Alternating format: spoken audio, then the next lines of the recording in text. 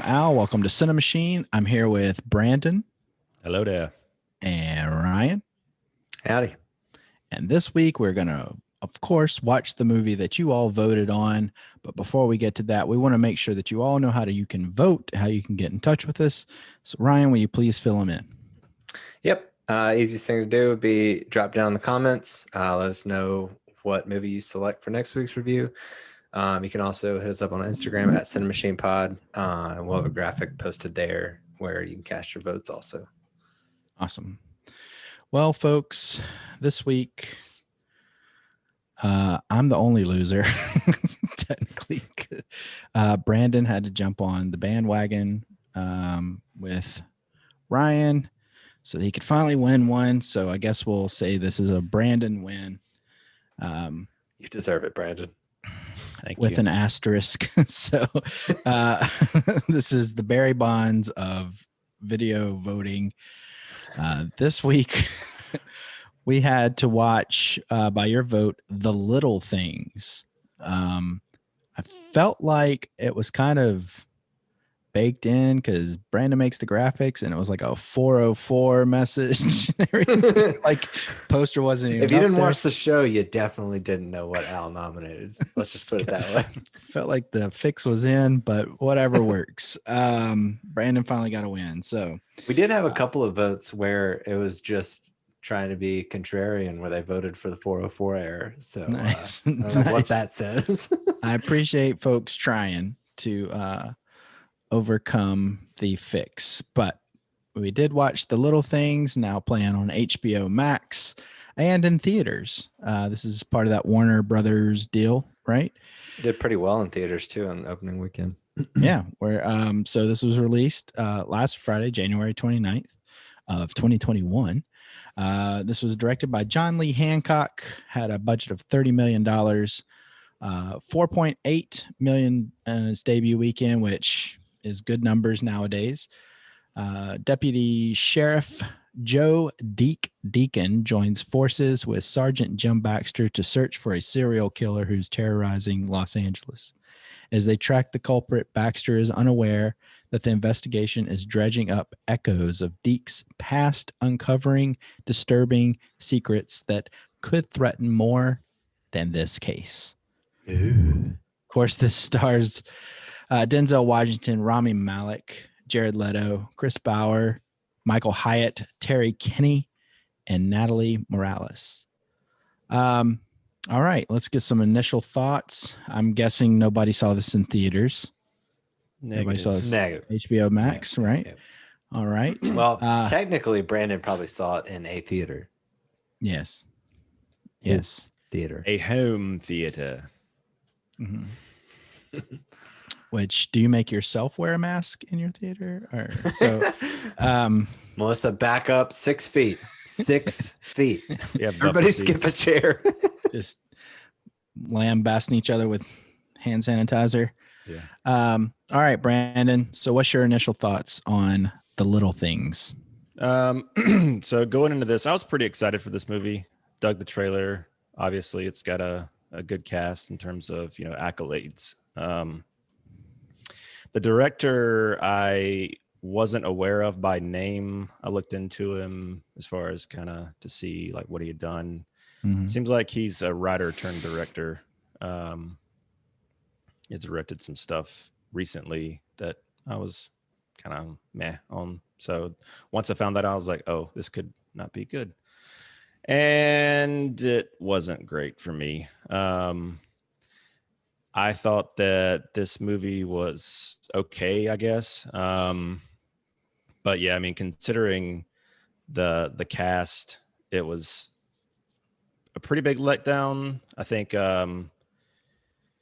when Jared Leto is like my biggest person to praise in a movie, it's typically not good for me because I'm not the biggest Leto fan.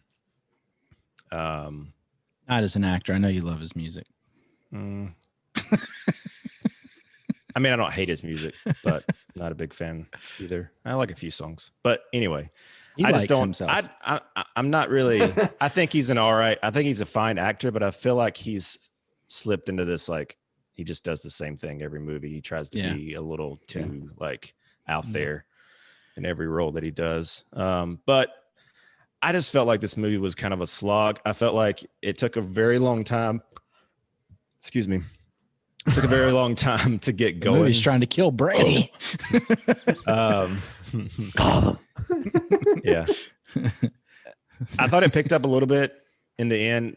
Like, actually, when Leto comes into the picture is when it kind of picked up for me, but even that couldn't really save it for me. I liked, we'll get into it. I liked that it had a decently unconventional ending, but at the same time, it just like, I don't know. It just felt like such a missed opportunity. I felt like Rami Malek was miscast. I felt like, I felt like Denzel was phoning it in. The writing was just like, I felt like this was like, so knowing that this movie was like, it was written in the 90s and just put on the shelf until now. Like it kind of shows, it's a little dated, and it feels like it was written in an era where like you had like Seven coming out and you had Silence of the Lambs out, and this one was just like kind of paled in comparison, and nobody really felt like, it should be made, considering that those two movies were like huge, and this one was just like, it's okay. But and I guess they were just looking for something to do, or this John Lee Hancock just was like, well, I guess I'll dust off the old script and we'll just do this one. And that's what he did, and it's just kind of okay. I don't know. We can get into specifics later, but overall, I know I'm kind of rambling. I tend to do that on these initial reviews. 10 minutes later. Al's not even here anymore. I just I wanted to love this movie and I just didn't. Okay. So yeah. All right. Ryan, follow that. Expectations were the name of the game for me with this one. I too was also really excited about this movie, and I think if I had known nothing about it and I had like come across it on looking at on-demand content or something and popped it on and watched it, I probably would have been like, all right, that was all right. But first off, Hollywood needs to do away with fat suits. Little Jared Leto's pillow suits. Jared Leto's little tummy punch things that he had going on. I was like, just stop. Yeah. For whatever reason, they cannot get that right in any movies ever. So he was. Go ahead. I was gonna say all those Eddie Murphy movies, they did all right. Yeah, this one just felt like a blatant pillow. The ones that do it well are the ones that do it in jest, like Just Friends or what. Like Big Mama's House with Martin Lawrence and all that stuff. Yeah, not that those are good movies, but just saying fat suit. So I didn't. Rami Malek was rough. He did not have a problem with Denzel. He just he played Denzel. I didn't have a problem with Denzel. I just felt like he was like so like middle road, just like it was like Bruce Willis. Willis just he always played. To me at least, the movies that I've watched him in, he always seems to kind of play the same dude. I'm not a Denzel Washington fan. It was just a flatliner for me with him. Like I wasn't like he didn't distract me, but I wasn't blown away by it. No. Leto, I'm kind of with you, Brandon. There's times where he's acting and I'm like, this is some good character acting. And then there's like, he just kind of goes right over the, like at different times where you're like, okay, just takes a little too far. Like, he's got a little bit of an ego when it comes to that, it seems. Like he wants to be. I mean, he's got an Oscar, but still, he wants people to like be like, oh man, he just like he really brought it. He's got such striking like creepy features. Like he was perfect for this role, and like the scene where he pulls up next to him and he points at him. It's like, how's the trunk space? Like that was good, but there were times like when he's like walking with this little like. It's a little stiff. Like he's kind of fell into that like Johnny Depp. I got to play these eccentric characters. Like and Johnny Depp just wore different hats. Like every movie, he has to wear a hat and wear white makeup. Yeah, I mean, he just doesn't have to try as hard. Like he could have very easily done this role and not run into this issue, but he just kind of went a little too far on certain things for me. Mhm. But yeah, I We mean, need- so good. No, well, I'll get into other things later when we get past initial Gotcha. reviews. Yeah, so overall, I mean, it was okay for me. There were times that I enjoyed it. It was pretty suspenseful, but then there are other times where it just wasn't. Yeah. So, Albert? I never, ever, ever, ever forget that I'm watching Denzel Washington when he's on screen. Al?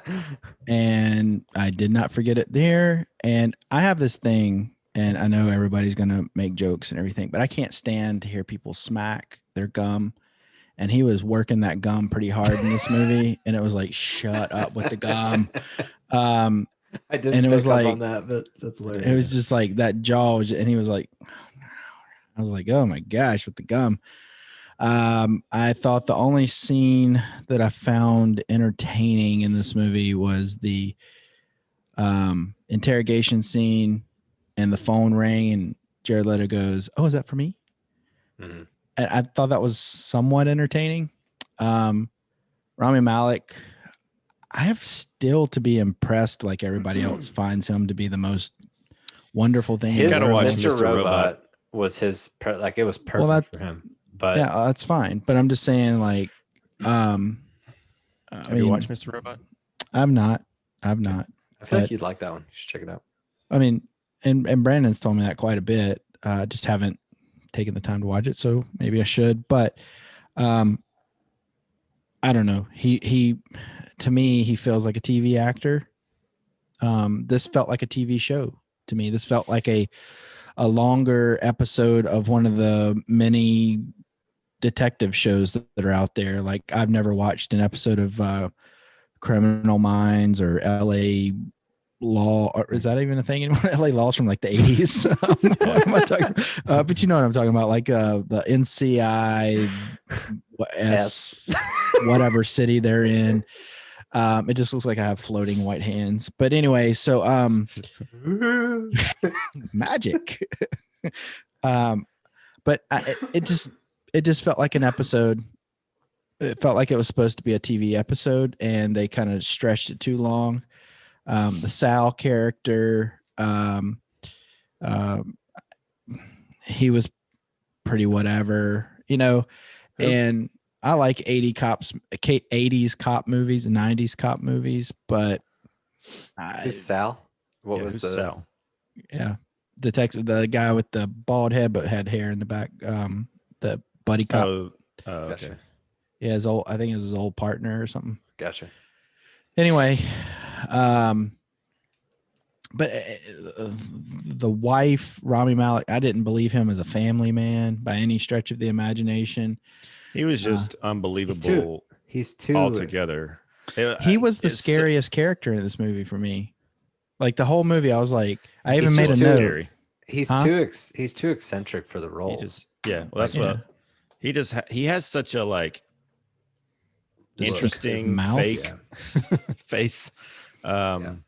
I don't want to like poo-poo on him as far as his appearance, but he just has a weird look. He's got a interesting look, and Right. he shouldn't. He definitely could have played Leto's character more than he could have played this detective Right. character. So that's like you were talking about with Mr. Robot. He's kind of that way in that show, and that's what the character's role is. Mhm. That's why I'm still excited to see him as a Bond villain, because I feel like he Yeah. could play that well. It's just like he was just a family man who had some and it just wasn't. It's just not the right fit. Yeah. Well, Yeah. let's get into. I mean, we're talking about the characters, so let's just kind of focus on the characters. Mm. Was there a standout character for you at all? I mean, I know Brandon said that Jared Leto rose to the top, and that's not a good thing. But was there a good performance in this movie to you? Oh, the cadavers were really good. Yeah. No, Yeah. look, here's the thing. Leto was, if I'm being honest and looking back on this movie, like the scenes with Leto are the ones that were most striking to me. Yeah. And Yeah. that's what's so frustrating is he's got the chops. Like he just, It's just reeled in just like 10%. Like, Well, I felt like, and I'll go right with because I have made the same note, Brandon, that I'm not a Jared Leto fan. I don't like him. I think he's a pompous jerk. Like every time I've ever seen him talk, it's very like jerkish. But he's been known to be able to act. I've never. He's kind of like Rami Malek. Rami Malek seems like a good person, but I've never seen Jared Leto where I was just like, "Whoa, he was so good." And people really want to go on this big trip of how good an actor he is. And I'm not saying they were saying that about this movie, but other movies and everything I've seen him in. you guys see Dallas Buyers Club? Yeah. I never saw that one. That's the one he got the Oscar for. And I mean, he was okay. I mean, but it was a less, I mean, I think his hair does most of the acting, but he's just, I don't know. I don't care to see him on screen. I don't find him like he doesn't jump off the screen to me. So he's your male Katie Sackhoff. No, he's not that bad. We need a Al's hate list for actors and actresses. We need to start a list. There's just a lot of bad ones out there, and I guess people just are complacent with actors and actresses nowadays. They're just like, yeah, George Clooney's good, whatever. But I mean, but Denzel Washington, like, what's the big movie that he King Kong, Got Nothing on Me, and all that stuff? What's that movie? Day. Yeah, that movie's awful to me. Like, I don't think he's good in that. And people like, oh, he's so good. I'm like, it's like watching John Travolta try to be a bad guy. I love Man on Fire. I don't know. There's some movies where I just never forget I'm watching Denzel Washington ever. And what'd you say, Brandon? I was just saying, I was agreeing with you. I love Man on Fire. It's probably my favorite Denzel movie. Agreed. I like Denzel as a person. I like what he has to say off camera a lot. I think he seems like a really good person, and I've seen some of the like speeches he's given at graduations and stuff. I think I like all that. He's one of those actors that like he's got a role that he plays in all of his movies. So it's, for me, it's entirely dependent on whether the character fits like who he is as an actor. Yeah. Like, and I'm like, it's kind of like Tom Cruise in that regard. Like there's Tom Cruise movies I can't stand, and there's Tom Cruise movies that I really enjoy. Just like it's Tom Cruise on screen playing a character. Is anybody else watching this and thinking, yeah, I love Tom Cruise? Was anybody else watching this thinking to themselves, whenever they go tonight, whenever they go to cast the Bill Cosby movie, Denzel should be up for that, because he was kind of looking like with the gray hair and stuff. I was just like, he could be Bill Cosby. I didn't make that connection, but I did just make an observation that he's definitely showing his age in this movie. I think on purpose, but yeah, maybe on purpose. I think it was his like cop outfit initially. Like he had this like, maybe he did this on purpose, like you're saying. As far as, I mean, yeah, they gray his hair out and things like that, and he walked a little bit of feebly. Weight to it. Yeah. But when he got his suit, he didn't look as old. But his fat suit looked better. Man, think he's in a fat suit. No, I think he just put on a little weight. But the Jared Leto thing, man, I like. There's nothing else about his body that indicates that he's overweight, and he's just got this little like baby belly, little paunch. Well, that's like, I mean, it's kind of similarly with the whole like Devil All the Time Pattinson thing, when he's like poking his belly out to make him look gross. It's kind of what they did here. Maybe have the same person, like same makeup costume. What's funny is like you didn't need to do that. He was creepy to begin with. Like it didn't add any like. You think Jared Leto sent Denzel Washington like a dead rat? So I was listening to an interview, Cinema Blend's interview with the director this week. And he said that Leto wanted to basically keep his distance from everybody else, show up as the character, and they didn't rehearse or anything like that. the first time that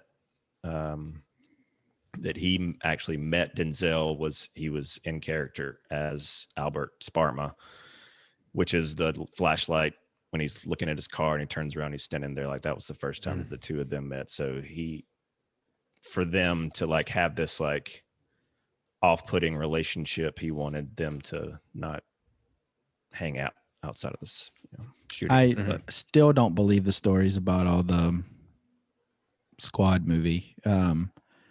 I still don't believe that he did all that. I believe all that was like made up for like marketing and stuff. It's like, it makes no sense. It could be, but I believe it. I do too. I just don't believe it. I don't believe it for a second, because that's an arrestable defense. Like, you can have somebody arrested for sending half the stuff that they said he sent. And as sensitive as people are in Hollywood, they would have done that. So, yeah, they're a pretty tight group though. They all got tattoos and stuff. Like, I don't know. Oh, that's a good movie to commemorate with a tattoo. Hey, Al, you got anything positive to say tonight? No, wait till the wrap up. I don't know. This movie just was boring to me. So we kind of talked about the open-ended endings last week when we were talking about a few things, and ultimately this movie has an open-ended ending. So how'd you guys feel about that? I mean, they didn't really solve the case. Yeah. I don't know. So I took the thing as them. I don't know. I felt like they did solve the case. I know he says he didn't kill anybody, but I don't know. I don't know. That was my takeaway. I kind of am in line with Al in terms of, that's fair. I don't think they did solve the case. And obviously Denzel buys the Barrette to give Rami the closure that he was never able to get with his case, which is possibly the same case. And so, yeah, I mean, that in that sense, yeah, it's unconventional, and having, I guess Malik's character let his anger and frustration get the best of him and take out their main witness, who they wanted very hard to be the guy that they just couldn't. I'm not saying that I'm right, and you very much like it is in that sense. It is open-ended. They never tell you for sure, but for me, Brandon is saying you're wrong. That's all we're saying. I'm saying that you're right to feel that way, but I'm saying you're wrong in acting like it's right to feel that justification. As I was saying, no, the little box of newspaper clippings and trinkets that he had, and then the camping out on the highway at the mile marker, and that kind of stuff. I don't know. I mean, I just felt like it was I felt like it was more about them not knowing for sure and living with that uncertainty, and then Denzel deciding to take that away, than them not solving the case. But like I said, I mean, you guys very well could be right. We are. I just took it as he was just a crime obsessed. I think he. I mean, I know they mentioned it at one point, but I don't know. Didn't he have like a watch and little stuff in the down with like that you're supposed to think that they had taken from whatever girls that were abducted, little souvenirs or whatever you call them.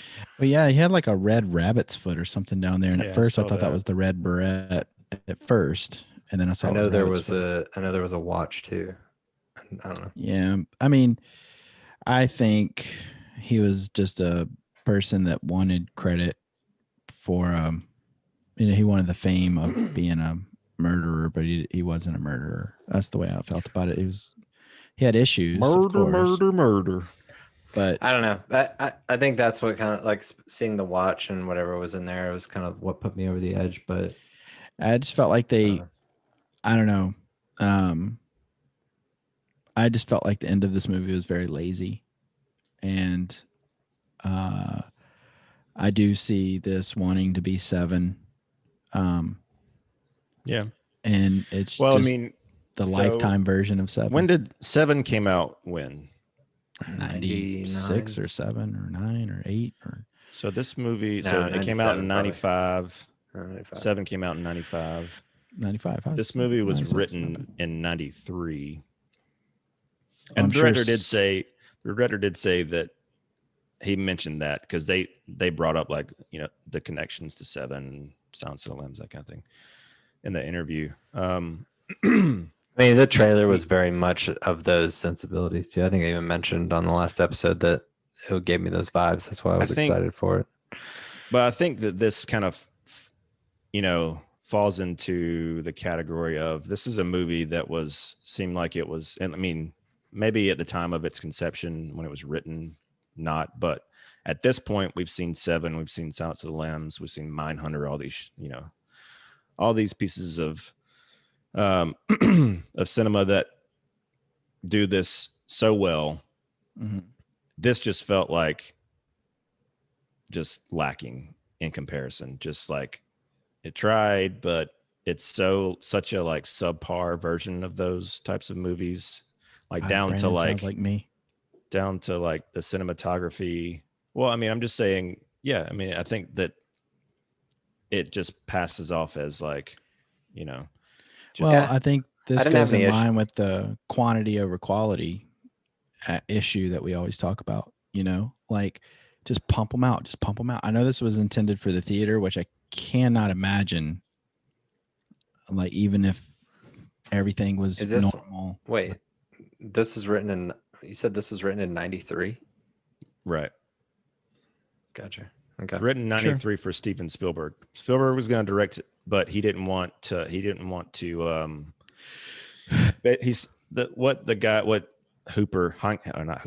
Hancock, what he said was Hooper. Basically everybody. Spielberg was going to direct it, and then Clint Eastwood was going to direct it, then Warren Beatty, then Danny DeVito was actually going to direct it, which seems interesting.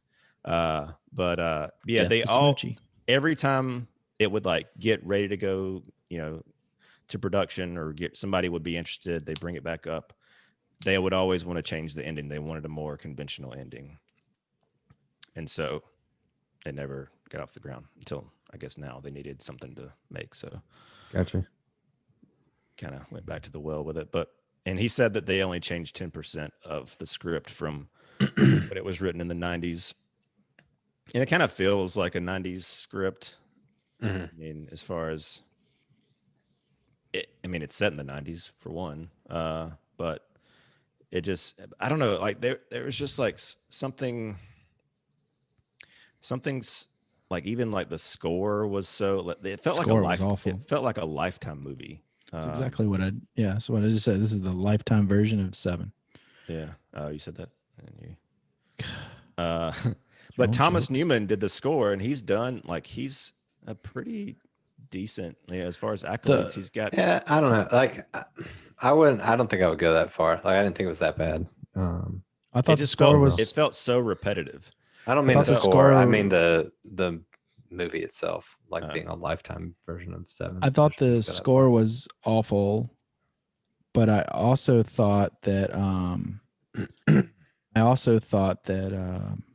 the music choices that they made, like when they were following him, I will follow him wherever he may go, and all that stuff, I was like, come on, give me a break.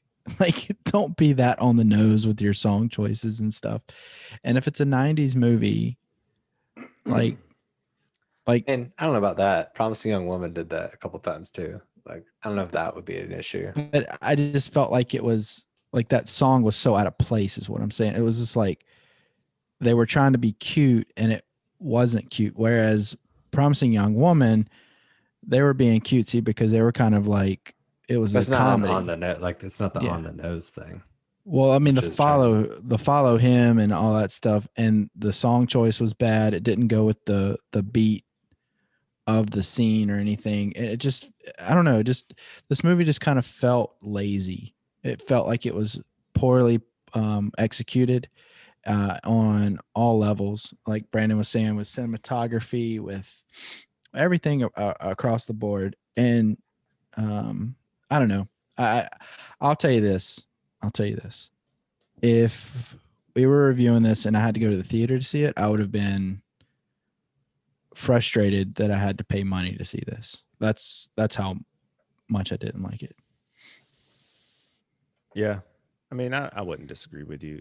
Having it as so accessible lessens the blow. And I think that's Agreed, just for across sure. the board with streaming movies. I think it allows you to be less harsh on movies. But I just didn't really still, at have, the I end don't of know. the day, I didn't have as much issue with like the technical things in the story. I just felt like the acting was what dragged it down for me.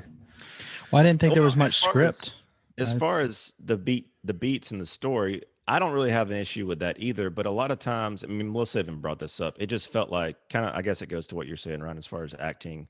She was like, I just feel like they're reading lines, like just Yeah, back I and can get forth. that. The way they responded to each other, they already know what they're going to say next. It Sure. just felt too canned. I don't know. But that black anus line, that was pretty funny. I don't even remember it. Oh, with the restaurant where the letter got knocked out or whatever. I'm being facetious. At the beginning. Yeah. The Black Angus, the G was Yeah. out. Funny, guys. Real funny. Brandon wrote the script for this movie, apparently. Yeah. So I thought that the acting was bad, but I also thought there wasn't much script for them to really get into. I thought the script was kind of poor, and there's a reason that nobody made this movie for a long time. I mean, typically I off the top of my head, I can't think of any like blacklisted scripts that end up being, treasures when it comes to movies. But this one, for if it's set for that long, yeah. So it just kind of. So you mentioned Devil. Go ahead.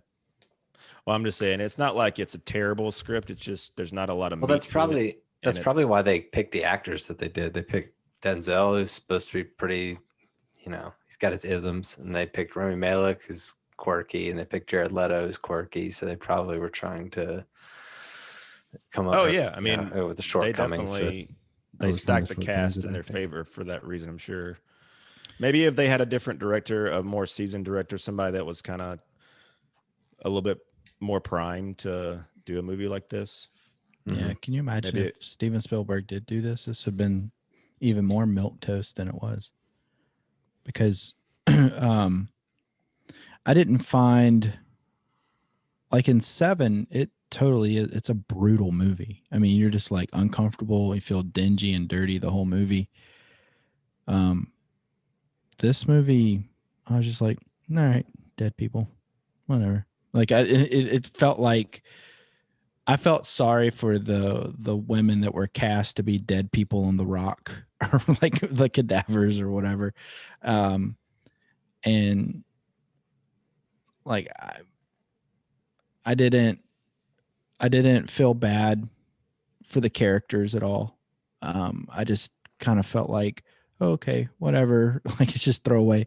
But I didn't feel emotion whatsoever towards any of the characters. Of course, I don't want anybody to die or be murdered or anything like that. But I didn't really feel like this was a story to believe. I didn't believe anything about this story. So, yeah, I had no emotion. I was just kind of like watching it, like, all right. And I'll be honest with you, a product of you not being a Denzel fan, because I don't know, like maybe his character, like the heart in his character wasn't lacking for me. It wasn't like standout, but it was like by the end of the movie, like I felt like it was a good arc. Yeah, I don't know if he had an arc, because at the end of the movie, he was covering up another murder from a cop. I saw it as him trying to like spare a younger cop from the misery that he's dealt with his whole life. Yeah, I can see that, but I don't know. I just saw it as the fraternity of cops and trying to cover it up, and he had one covered up for him, so he wanted to be there for somebody else, and it kind of made his more palatable in his brain. And I think the difference is just that he had to live with that, and Malek's character doesn't necessarily, in the sense that he thinks that he got his guy. Yeah. That's what I mean. Yeah. Yeah, you still have. I mean, yeah. I mean, but whatever. Well, for a second, I was kind of like, I was kind of nervous that they were going to be like, Denzel was the killer the whole time. I was like, please don't do that. Like, I just, for a split second, I thought that's the route they were going to go, because he was so calm, cool, and collected and everything. And I was like, okay, they're not going that route. I was like, oh, good Lord. This is going to be even dumber than I thought it was going to be. Lifetime. Yeah. It would have been like, yes, if that would have happened, I would have granted you guys the lifetime. Oh, man. I grew up with all women in my household, man. Let me tell you, I've seen a ton of those Lifetime movies, and they awful. Names. Well, guys, is there anything else you want to say about this movie? I don't think so. Okay. Yeah, I don't think so. Brandon, sure. Well, let me say it. I'm just kidding. All right, everybody. So, Ryan, what would you do? Would you buy, skip? I'd stream it or watch it on HBO Max. Okay. I would not buy it, but yeah, Okay. sure to watch. Brandon. Yeah, I mean, even though I'm pretty meh on it, I would say I think that, casual audiences would probably, find some enjoyment of it. But I mean, definitely wouldn't recommend buying it. So yeah, stream it. Or rent it or whatever. But yeah, stream it. By casual audiences, Brandon means you stupid people that aren't to his level. That's what he meant to say. Because he's got a podcast. I'm just saying. And a movie theater. I think that like my parents would like this, because they don't. You might not want to start making connections to what you just said, Brandon. No, I know what the connections are, but what Al's saying is not what I'm saying. I'm just messing with you. Like Holly would really like this movie. Sup, Holly.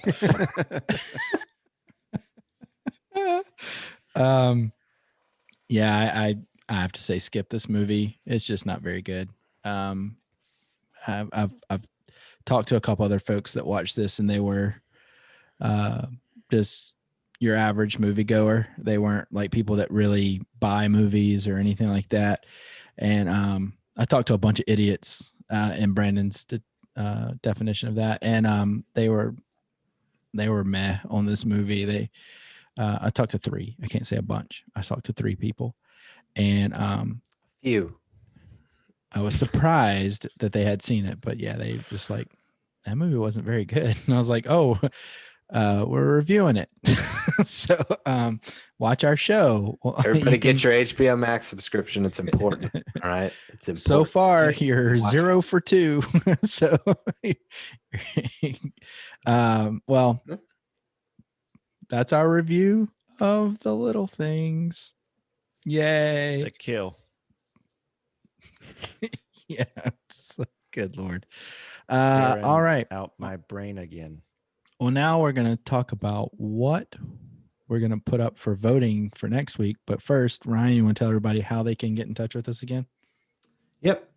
Drop down in the comments and let us know what you think of the show. If you like The Little Things, if you didn't like it, let us know why. And we're also available on Instagram at CiNEMACHiNE, and we will have a graphic up there where you can select the movie review for next week that we're about to reveal the options for.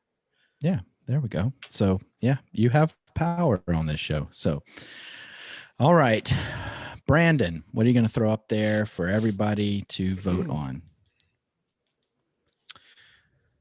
Well, that's a toughie, but I'm going to throw up a movie that I've actually never seen. Yeah. But I think goodness. both of you have seen it. The Fast of Night. RoboCop. Nope. You haven't seen RoboCop? It's disgusting. Yeah, I have. I'm going to nominate Wind River. Ooh. That's what this movie kind of had the the undertones of Wind River. Wind River is a really good movie. You've never Love seen that that? movie. Nope. It's been on my Man, list forever, and I just haven't it's gotten around to so watching good. it yet. So It is I good. almost good thing put about this that up. podcast is it makes me be intentional about movies. So I bought that sucker at full price when it came out on Blu-ray. Full Yeah. price. That says And something. it was streaming whenever it first came out. So, all right, awesome. That's a good choice. Mm-hmm. All right, Ryan, what are you gonna put up to contend against Wind River? I'm gonna toss a little Michael Keaton action at What? you. Yeah, Some- Batman. Mr. Mom. close with Batman. Multiplicity. Birdman. Birdman. Wow. Oh, you guys are impressing me this week. I'm liking your choices. I changed my mind. BVS. Oh God. Ugh. I still won't win. It's okay. That's Brandon's sympathy vote he's trying for right there. Yeah. Oh, poor Brandon. All right, so we got Wind River and Birdman. All right, I am gonna throw a little Nicolas Cage action at you. Interesting. Yeah. Can If I you guess like what it is? Good or bad Nicolas Cage? Very good. Or good bad Nicolas Cage? Good, crazy, like going totally bat. Just gonna go ahead and write Mandy in our show notes. Yes, you can. And if you like the color magenta and you like really good movies that are very twisted, and Nicolas Cage at his absolute best, please vote for this movie. It's fantastic.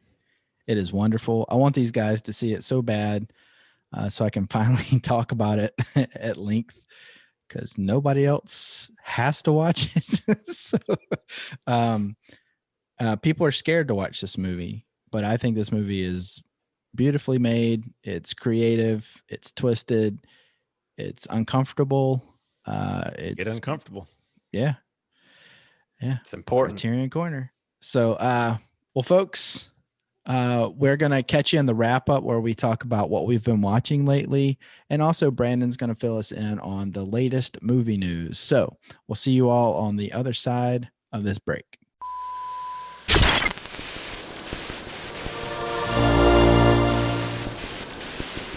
All right, we are back, and this is the wrap up. Brandon is going to fill us in on the movie news, but first, Ryan, you want to tell everybody how they can get in touch with us again? Sure. You can scroll down in the comments on this video. Let us know what you think about the episode. Also on Instagram at CiNEMACHiNE we love talking movies there, so hit us up. Awesome. Thank you very much. Now, Brandon has the latest movie news. Brandon, you got anything super exciting this week? I'm just a little off kilter now because that was unexpected. Usually just cut straight to the news. It caught me off guard too. Yeah. It's like, I just said this. Keeping you on your toes. Keeping you on your toes. All right. So a few things. Let's do watch of the week first. So let's review next week's movie. Were either of you guys Cloverfield fans? I never saw it. I liked it. I liked 10 Cloverfield Lane a little bit more. I was turned off by the trailer. I'm not a huge I like shaky cam in moderation, but gotcha. Well, yeah, I mean that format is a little. I guess there's a hesitance from a lot of people to watch something like that. It is hard to watch shaky cam movies for me in terms of nausea, but I loved Cloverfield when it came out. I loved the marketing campaign that led up to Cloverfield. Yeah, I was smart. I remember that. Yeah. I mean, that didn't work on me, but I remember it. Well, I mean, just they did that teaser with just a date with the party, and then they go out, the Statue of Liberty heads roll into the street, whatever. And they just put the date, nothing. And then, they had these fake MySpace pages created for all the character where they had all this back and forth between the characters about the guy getting the promotion and all this stuff. And they hit all different things in these different I was super into this marketing campaign when I was in college. So anyway, I really liked the movie. I thought it was a cool take on the kind of monster genre, but kaiju genre, so to speak. 10 Cloverfield Lane. I thought that was also, it's definitely a better movie. The Cloverfield connection at the end feels that was tacked on. forced. Feels tacked on because it was, but and then the Cloverfield paradox was pretty forgettable. But anyway, bring all that up to say they are making a direct sequel to Cloverfield.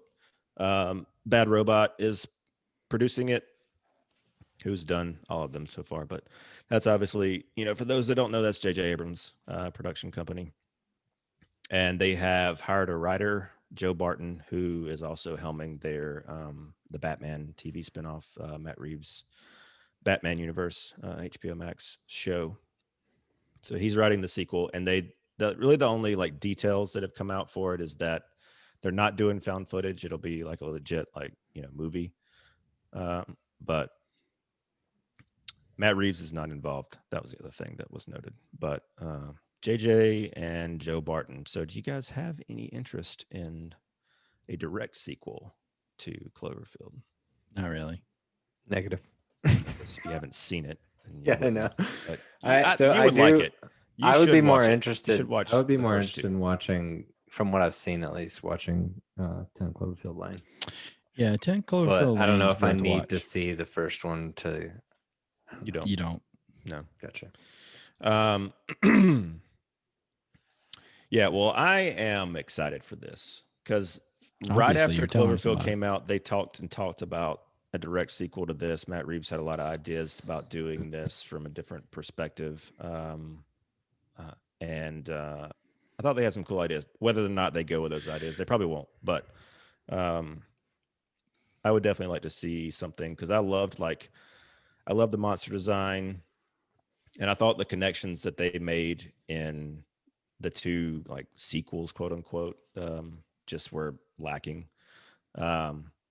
And so I would love to see, a legit sequel to the first one.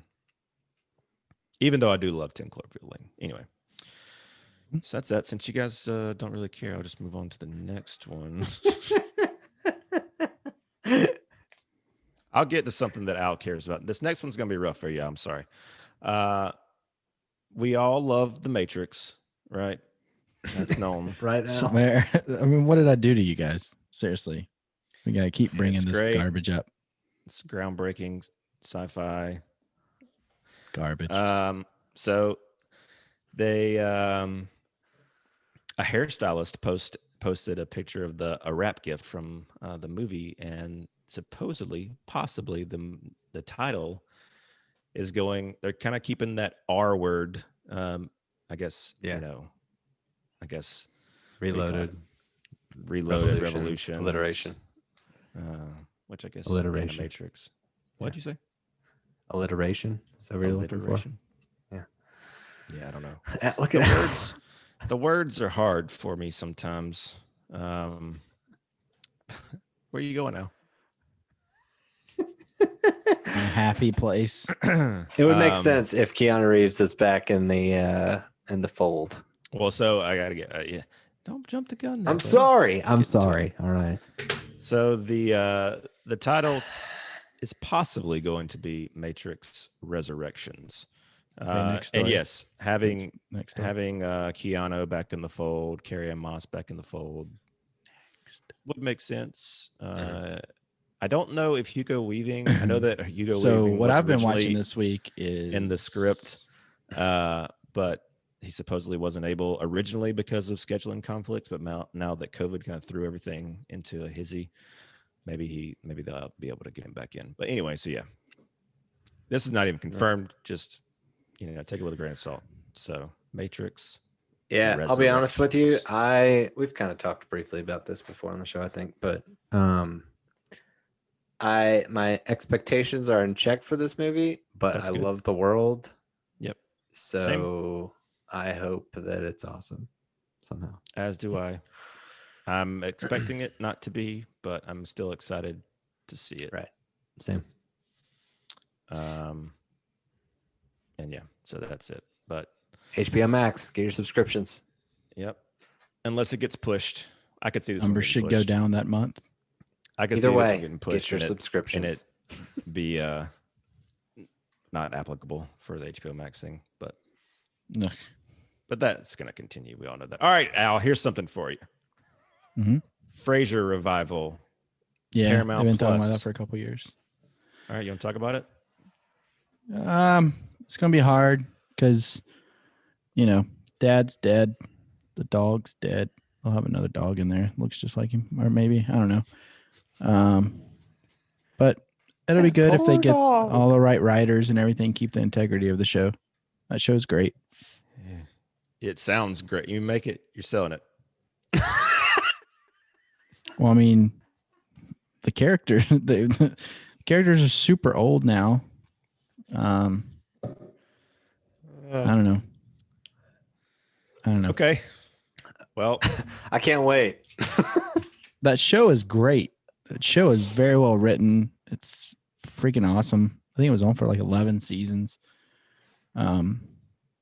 Kelsey Grammer is really good as that character. All the supporting characters are great, but to be honest with you, the dad was my favorite character on the show. The dad and Niles were my favorite characters on the show, and the dad's not coming back. They'll just digital the face. It'll be good. I can do hope that. not, because he was great. But and I mean he was a great actor too. He was a really good not great actor, but he was a really good actor. Chicago theater actor, and so anyway, it just really depends on how they do it. I mean, I'm sure it'll be like Frasier comes back to Seattle to retire, and now he's the dad and his son or something like that. I'm sure that'll be the case, but I don't know. It just depends on how they do it. well, there you go. Frasier possibly coming back for Paramount Plus streaming service. I heard rumors Now, that King of one Queens little- might come back. Now that I'm interested in. One little, I guess, thing Love to that note show. I'm not interested about in this that. article is that they had revival and they also had reboot. Also, Yeah, I saw an interview with Kelsey Grammer about a year ago, and he said they were trying to find the right home for the revival. Because like I said, I don't know. I've never heard anybody say what the show will be about, but apparently they've had an idea for about 3 or 4 years now. And that character, I mean, is so marketable. People love that character. I mean, he was on Cheers for all those seasons, and then he had his own spinoff show, and spinoff shows usually don't do well, and it lasted 11 seasons, and it's probably, I would say, more popular now than Cheers. So possibly. but I mean, as long, I guess if BB Newirth comes back, that'd be good. And then yeah, I mean, all the supporting actors, the ladies on that show were really funny. Niles was hilarious. So they surrounded that character with a really good backstory and everything. So, Well, we'll see how it plays out. Paramount Plus could probably use, some original content. So maybe that'll get Mr. Al to subscribe. If it happens. Hashtag if it happens. Speaking of hashtag if it happens, I have 318 written down here in the notes. Anybody? Ryan? I mean, seriously, guys, 318. I'm this familiar is with the date. Garbage. That's a resounding endorsement for Cape Cast from Al. Good Lord. It's a good show, but I don't like the content. Let us plug it, baby. Go ahead, Good Brandon. show, but I don't like the content. I like the people. Oh, I'm flattered. On the episodes that he's on. No, I don't even watch those because I was there. Well, all joking aside, because I know Al's joking, we're all very excited for the Snyder Cuts coming out on March 18th. Seriously, Matrix and this Zack Snyder's Justice League. Oh, March 18th. We're a mere 45-ish days away. Yep. What is it? We are. I mean, we're seriously, only the count 12 days away from the final trailer, baby. not even gonna be able to live with you guys like in the same internet bubble as you guys whenever this Abomination comes out. Yeah, we're all excited about it. Nope. Can't hide the enthusiasm. We've said it many times before, but get those HBO Max. I'd rather. That's right. I don't know. And by the way, get those HBO Max subscriptions. There's a lot of stuff I'd rather do than even attempt to watch that movie or the Matrix movie. And you know what, Al? Yep. You don't have to. You don't have to, but I That's bet you the will. brilliance. I won't. I'm gonna. If he did, he'd never tell us. So we don't know, Brent. We don't know. What No. shirt are you wearing, Ryan? This old thing. This. Yeah. What is that? It's just some Zack Snyder's Justice League content. Oh, looks pretty elaborate. You want me to break this down for you, someone Al? that doesn't know anything about story and can't write stories? That just I don't understand that. What could that be? Yeah, Zack Snyder can't. He's a terrible director, but whatever. Terrible. Better director than you are. Boom.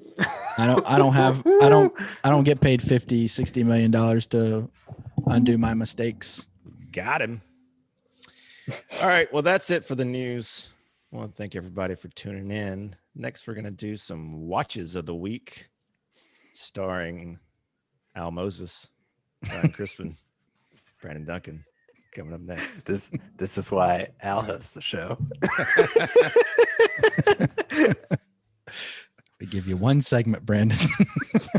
He's trying to take over. All right, everybody. Well, I usually say thanks, Brandon, for the news, but thanks for trying on the news, Brandon. That was a doozy. Al got Matrix and Zack Snyder's Justice League in one. I mean, seriously. What's funny I'd rather is have anal fissures. I put 318 on there because I didn't want to put anything that he would be able to see and know what it was. Yeah. And didn't get past. How did you know what it was? Because I watch y'all's show. Obviously. I'm trying to be a supportive friend. I watch your show. We didn't talk about it on the show. Because you're obsessed with it. You talked about the poster and I'm just messing with you. Yeah. So Cape Cast is a good show if you like that content. I happen to be a supportive friend, so I watch it. Speaking of supportive friends, we invite you to check out Al's Criterion Corner. Al, why don't you show everybody your shirt, your sweatshirt? Pop it. Yeah. Like the college football players. You got a new app coming out next week, right? Yeah, there's a little bit of news. Amazon's got some Criterion on sale this week. So threw it out there, threw a little teaser out there yesterday and might buy a couple and talk about what I bought. So let us know what you've purchased in the Criterion sale if you go that route, because some folks in the comments already told me that they prefer to go to criterion.com and or go to Barnes & Noble. So let's see what happens. Anyway. I regret this already. Hey, back. Ryan, let's talk about what you've been watching this week. What have you placed inside your brain this week? So first I will talk about, coming off of last week, the Coen Brothers, No Country for Old Men, I watched, I had a buddy over and he had never seen Burn After Reading. I know, I think both of you said you weren't fans of that. I know Al said that you weren't. Yeah, I didn't really connect with that movie. I think this movie's hysterical.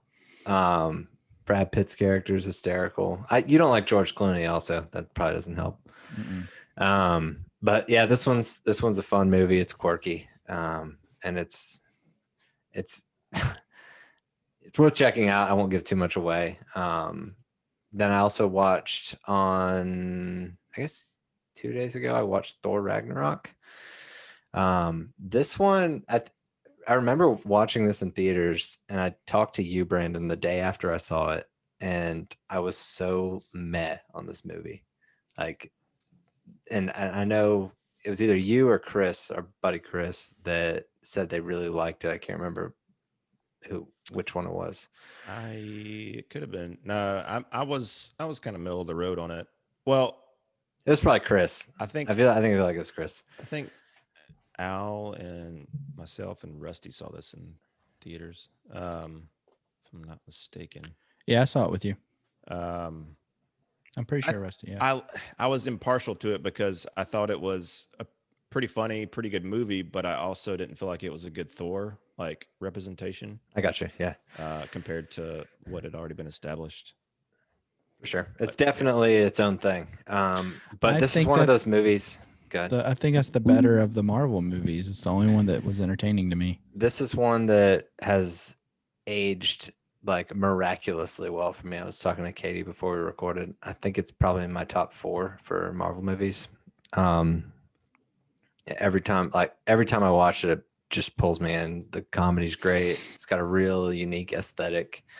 And I think looking back on it, I like that it's kind of does its own thing and pulls away from like the normal Marvel footprint type of a movie. Kind of even like what you're talking about, the Thor thing. It even almost feels like a different variation of the character. Can I ask you guys a question? Yeah, because I don't watch a lot of those movies. The Thor movies, how many were there before this one? 2. Okay. And then there were 2 Avengers movies. But the Thor movies, the solo movies, if I remember right, because I never saw them personally, but they weren't well received, right? The first one has aged well. The second one, no.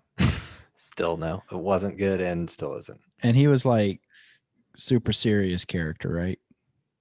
Yeah, he was kind of a babe in the woods in the first one type deal where, he's from Asgard. He arrives on Earth. I just remember hearing things. I mean, this movie is very different, a very different Thor from anything beforehand. All of his comedy before this movie was kind of just like ignorant comedy where he just, wasn't used to humans or Earth or whatever. How'd you guys feel about Fat Thor? I remember people being upset about that.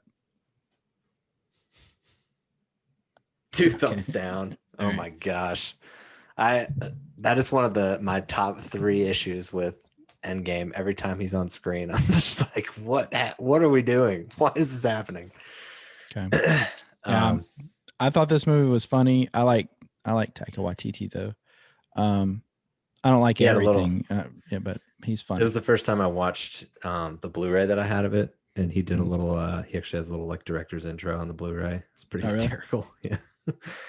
Yeah. He's got a good sense of humor.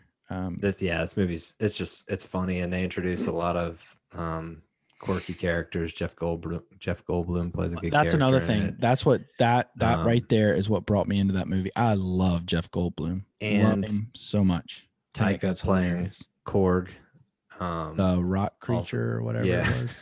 Also hysterical. And I just got a Thor Ragnarok puzzle today from Mondo that I'm starting to put together. So I'm excited about that. And then comes full circle. That's right. And then my last thing, and Brandon, I know you're watching it too, so we can both comment on it, but watched the 4th episode Tiger Woods of WandaVision. WandaVision episode 4. And hallelujah, they pulled the curtain back a little bit on this thing, and like you could actually see this going somewhere. I really enjoyed this episode, and I'm in now. So, well, that's good. Welcome. Yeah, feels good.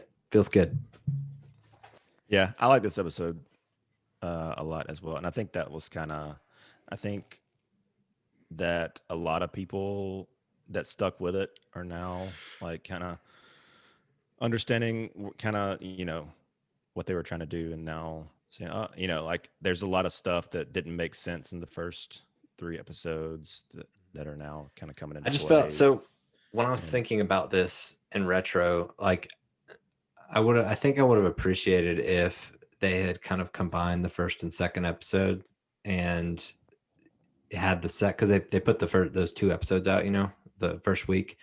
If the second episode had been the 3rd episode and they would have combined the first 2, I feel like I would have been more bought in from the beginning. They would either have to do that or have the reveal, quote unquote, come in a little earlier.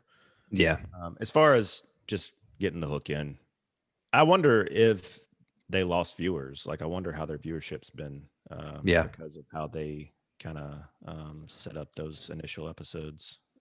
Because it is just like, I mean, we've talked about it, so we won't have to go too deep into it. But yeah, I mean, it was kind of, for me, it was just, it's cool that you're doing this, and I respect you for doing it. I don't know where you're going with it or why you're doing it. And I imagine that a lot of people were just like kind of tuned out by it. Sure. Like, I'm done with this after the first or one or two episodes. Yeah. Which is unfortunate because it seems like there could be some really cool stuff coming down the pipe. So yeah, they put out a like mid-season trailer today. Was that today or yesterday? I can't remember. Yesterday, I think. But they should have led with that bad boy, and I would have stuck with it no matter what. I understand. It's one of those things where they didn't want to spoil things, so they didn't want to put that out in the marketing. So I get, and they didn't need to go that far, I guess. But the initial material was so just like, we're doing an episode each decade kind of thing, and like that's kind of like the vibe I got from the initial material. Like, there wasn't really any like Wizard of Oz, pull the curtain back hints or anything like that. Yeah. I don't know. I just would have appreciated a little bit of that, and I would have had more patience with it from the beginning. I saw that Elizabeth Olsen is teasing a Luke Skywalker Mandalorian type reveal that's coming later in the season, as far as like something. I was like, don't do it. Do not cross over Star Wars and Marvel. Yeah. But anyways, yeah, that's all I got. Definitely. I mean, I agree with you. I wasn't as like turned off by it as you were. I was, I've said it previously. I was agreeing with anybody that had anything like saying that it was boring or just like whatever. I was like, I mean, you're not wrong. It's just, I still think it's, I get you. I thought that there was, I knew that they had to have a reason for it. And I was hoping that they would, get to something like this where it was like, oh, okay, it's a little bit of a payoff, and that now things are starting to click into place. Sure. So I'm glad that is the case. Go. Well, yeah. What you been watching, Brandon? Well, other than WandaVision, I haven't watched a ton this week. I've still been watching Sopranos. Nice. Love the check-in. Love it. So I think we're 7 or 8 episodes in now. Cool. I think my favorite episode of all time, I want to say it's called like In the Pines or Two Pines or something like that. It's about a few seasons up, but it's I think Steve Buscemi directed it, if I'm not mistaken. I'm about 8 episodes in. Al jumps in. My favorite episode of all time since season 5. So it's really good. Trying to keep him hooked. Real nice. Well, yeah. I mean, I'm interested in the show. I mean, like I said last week, I like the characters. Looking past some of the technical stuff that is just like, whatever. Sure. My favorite part about this show is Tony and his psychiatrist relationship, their dynamic. I love the back and forth that they have. Yeah. And it only gets better. I'm glad. Well, I don't necessarily want you to tell me whether or not, but I hope that continues. I think that's a really cool element to have this like sounding board for him. Well, I mean that was like the big advertising point for the show, is that it's a mobster going and basically spilling his guts to a therapist because he has panic attacks, like he has fainting spells. So, yeah. And again, Mad TV did a really good job of making fun of it. I can't stop thinking about that. But yeah, Did you guys see the sneak peek thing in the HBO Max promo for the? I did, man. I was not very excited about it, and it just the image of him. It was just like a real quick blip of him. I'm all in now. Of Pretty Tony? excited about it. Yeah, I had not seen anything about it other than knowing that it was a project that existed. So Yeah. Well, I'm telling you, maybe I didn't say this, but the only reason I'm watching this show is so I can you'll watch be that ready. movie. Yeah. Because I love John Bernthal and I'll watch anything he's in. And so sure. Then why haven't you seen Wind River yet? I'm going to watch an entire series of Sopranos just to watch him in this movie. Why haven't you seen Wind River yet, Brandon? He nominated it. All right. If you guys will vote for it, I will. Okay. God, Al. But this week, everybody's going to watch Mandy. Anyway, go ahead. What you were talking about? Yeah. So other than Sopranos, I just kind of put on Arrested Development this weekend. Is this your Did first you never time seen it? watching? No, I've seen. Never know. It's not a show that I stuck with, like episode to episode. I've caught it here and there, and I know a lot of the end jokes, but those first two seasons are hilarious. Yep. I think I was in season 2. I just turned it on just to have. I was trying to go to bed one night because now there's no Office on Netflix and there's no Parks and Rec and that kind of stuff. So got Arrested Development still. I got some good news for you, Brandon. I signed up for Peacock. I'll give you my sign in after you finish Sopranos. That'll give you more. Give you more incentive. After you finish Sopranos. After you finish Sopranos. Hostage. Why did you sign up for it? Just curious. King of Queens. Okay. I'm surprised you don't own those. I own them, but I want to stream them, and they digitally restored them, so I wanted to see what that was like. I've watched them all about 400 times. Did they not give you digital copies when you bought them? No. They're not available to buy either digitally. That's why I was like, I guess I'll do Peacock. Gotcha. Well, Apple had like every season of The Office on sale apparently a couple months ago for $30 total digitally, and I missed it. I'm keeping myself from that one. What do you think about Arrested Development? Oh yeah, I did say that, didn't I? I like Arrested Development. It's one of those shows that I don't fully get because I haven't stuck with it. I know that there's a ton of like in jokes and a lot of references, and if you go back and watch it, you get more things upon rewatch. On surface level, I enjoy it, and I enjoyed it when we started this show years ago, and is one of those things where Melissa got ahead of me and just kept watching it, and I would like just kind of whenever I could watch it, I'd watch it, and so I just kind of fell off of it. And I don't think she even watched the newer seasons that Netflix did. Don't bother. I saw the first reiteration on Netflix, and I wasn't very impressed. That was terrible. Oh, they did so 2, bad right? comparatively. Didn't they do 2 seasons? Yeah, I didn't watch the second updated season. I know that it felt like watching when they did the Dumb and Dumber sequel to me, where I was like, this is just all like everybody just looked older. It's just kind of rough. But I really love the first 2 seasons. They're really good. Agreed. Word. Yeah. That was basically it. I mean, didn't have a lot of time to watch much else. So what about you, Albert? I'm out here in Bama celebrating my grandmother's birthday and my sister's birthday. So happy birthday. Happy birthday. Happy birthday. And watch Judge Judy? No, I didn't crack into my dad's DVR, nor fishing, nor RV shows. But I was flipping around the channels, and another 48 Hours was on with Eddie Murphy and what's his name?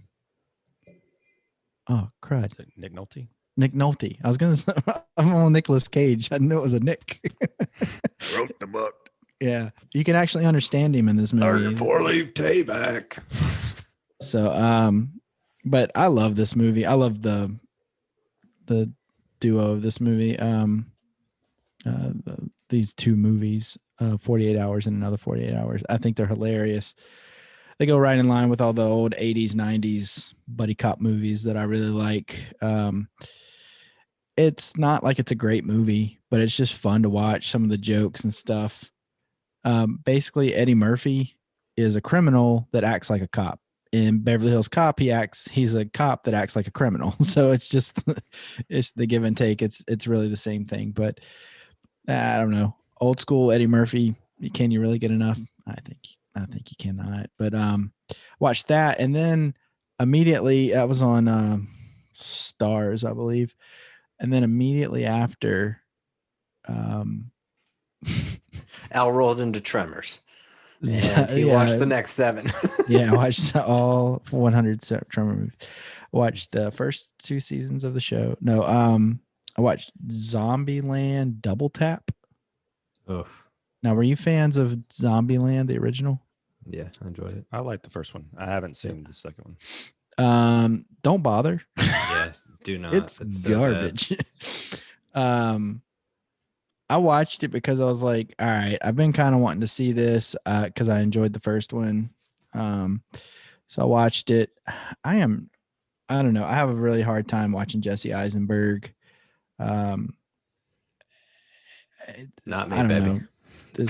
This movie was just bad. It was just bad on all accounts from beginning to end. It was just bad. It was just like, hey, let's make some money off of that Zombieland thing. I remember watching the first one in theaters, and it was one of the as we know, comedies have become sparse, few and far between. This is one of the movies.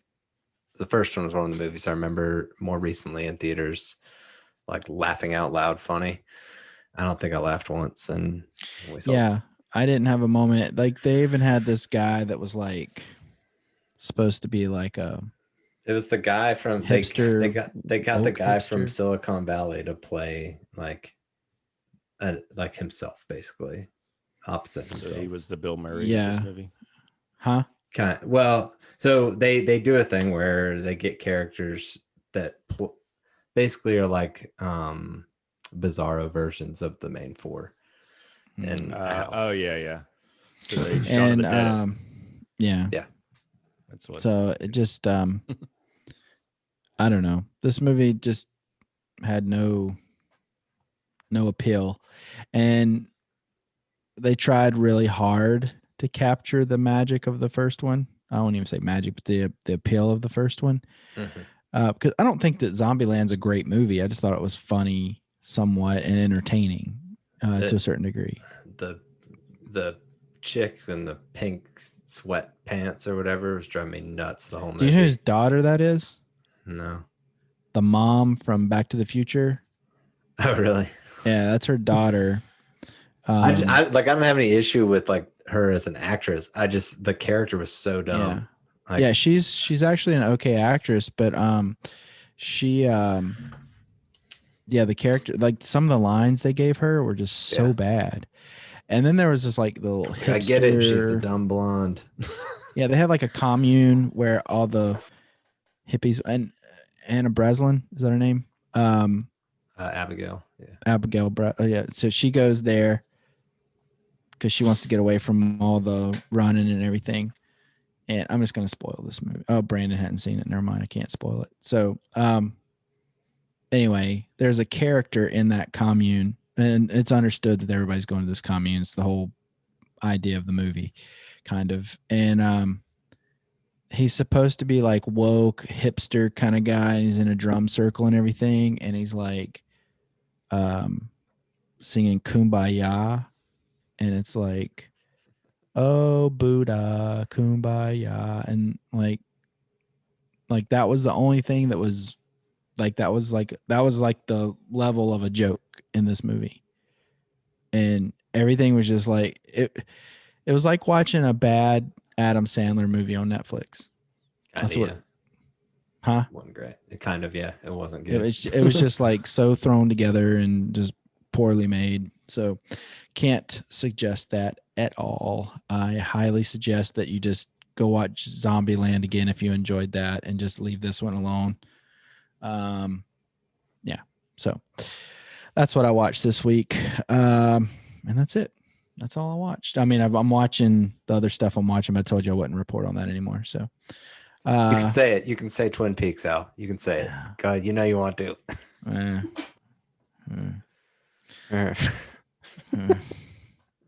People are like, I'm just going to tune into the first part of the show. This is a weird way to end the show. All they talk about is the same stuff every week. All right, folks. Well, we've reviewed the little things. We've also told you what we've been watching. Brandon ruined the news. All our social handles 3 times. Yeah. And I'm actually going to ask Ryan. Instagram. Actually going to ask Ryan to give them again. Ryan, why don't you tell the people? Go ahead. CiNEMACHiNE Pod on Instagram. Where they can vote for Mandy. That's so, folks, thanks for tuning in. Keep watching tons of movies. Let us know what you've been watching. Let us know what you want us to watch, what you might want us to nominate in the future. Also, make sure you vote. Vote. Hey, Brandon picked a good movie this week, so maybe you vote for that one. So anyway, guys whoever and wins, gals, you win this week, Al. You live it that way. Yeah, I actually want to see all these movies. So, folks, have a great week. From all of us here at CiNEMACHiNE, we'll see you next time. See ya.